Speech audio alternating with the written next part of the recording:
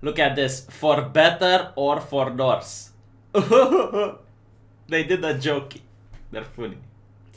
Yes, as expected, Rock Paper Shotgun, the video game journalists from California, yeah, the only ones that seem to matter, have did another puff piece for another game from Ubisoft.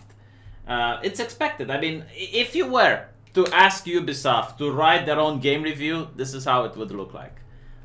Every single time one of these big corporations, whether it's Ubisoft, whether it's EA Games, whether it's Blizzard, they're going to get only favorable coverage from journalists. And the reason they get this is because journalists need the companies to give them early access codes, early access reviews. And it's heavily implied that if they were to give a disfavorable review, if they were actually going to talk about the bugs, if they were actually going to talk about what the community thinks about the game, then they wouldn't get all of these perks. And there are cases where video game journalists are being wined and dined, and focusing on these cases is what brought upon Gamergate. You're not allowed to criticize the video gaming press. You are only allowed to allow them to be the gatekeepers of the community and tell them what the community thinks, and while you shut the fuck up. They're mind readers, they know what you think, you don't have to vocalize it. Now, if you ask the community what they actually think about the game, well, first of all, where are the assassins? This is a game that's supposed to have assassins. In fact, this is how the franchise started. It was a very interesting take where you had to methodically plan and follow your target in order to strike at the opportune moment and then get away from that before the guards can catch you. It revolutionized the stealth genre of video games, where in Splinter Cell you had to stick to the shadows and make sure that no one spots you. Here it introduced the concept of social stealth, where you could buy a couple of prostitutes to surround the main character and you would mingle in the crowd, where you could sit on a bench next to two other people and the guards chasing you would run past you because they wouldn't think about looking twice to someone sitting. It was a very interesting, innovative franchise, but unfortunately, like everything from California now, gets to be made generic to appeal to a wider audience, so it has absolutely nothing special to carry it. It has now become a very generic and bland game, where there is no more assassination, and even the historical part that got a lot of people passionate in history, like myself, to play the first Assassin's Creed, because as you're playing the game, you could read the lore and you could find out more about that particular time period. Now that is also hogwashed because the history seems to be coming in a package with an agenda. Just because the game has a minimap and the game has a life bar, it means that it no longer has to be somewhat historically accurate. Whether it is censoring the genitals of certain statues or making Karl Marx be like a hero. Right now, you also have the trailer, which shows the Vikings as being the good guys. You see, the Vikings, they have a lot of culture. They're very civilized. They love their families. And the British are just bigots for not opening their borders and allowing the Vikings to settle on their lands. I don't know if this is going to be in the game, but watching the trailer, it's that definite vibe that the British king is the monster. He is the evil man. Again, maybe that's not the case in the game, but if that's so, why did they choose to go with that particular trailer? Why are they portraying the invaders, the Vikings, as the honorable and good and just folk, while the English are being portrayed as evil? But still, you know, if that's your cup of tea, if you want to play this game, go for it. To me, it's very generic. It's not worthy of me paying $60 for. I'm going to wait until there's going to be a sale. Like maybe if it's $30 or $25, yeah, sure. But other than that, it's just generic Californian garbage. I know Ubisoft is not a Californian company, but the vibe of California seems to spread in various corners of the Western world, and the only gaming companies that do seem to produce good stuff are now based in Eastern Europe, like CD Projekt Red, for example, or Metro. That's another IP that I seem to like. Anything else seems to be shite. Now, regarding this very interesting article, towards the end, we do see something very bizarre. For fans of the series, it's really entertaining. It might not set the world on fire, but you can set some virtual bits on fire yourself if you want. I think running down towards an abbey with terrible purpose, yelling, "Kill Christ and burn his house down," is the energy a lot of people want right now.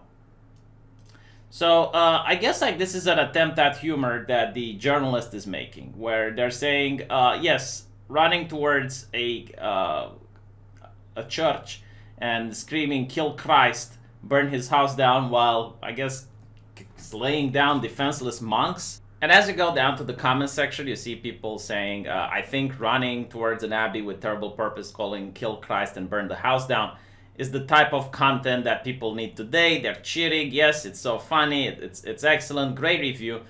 And I wonder, like, how long will people put up with the double standard? Like, this is what I care.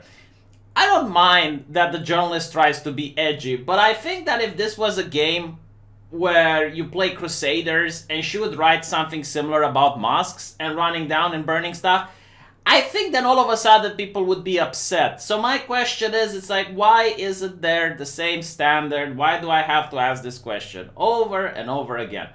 I remember when journalists were whining and bitching about video games that have guns, and they were like making articles saying, oh, after Las Vegas shooting and after this shooting and that massacre and that tragedy, how can you have a game that promotes guns? Oh, we need to talk about the dangers of Call of Duty.